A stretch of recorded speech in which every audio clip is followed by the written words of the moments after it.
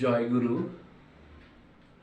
কিছু কিছু মানুষ আছে, নেটে দেখি বলে সৎ বা অসৎ গুরু দেখে ধরবেন।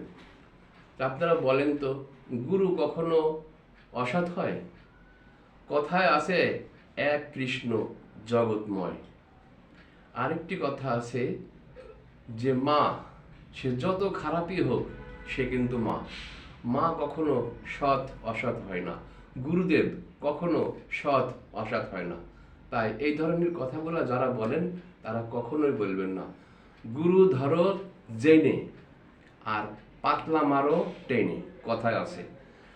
যখন আপনি গুরু ধরবেন তার আগে গুরুকে যাচাই বাছাই করে চিনে বুঝে সুন্দরভাবে দেখে নেবেন।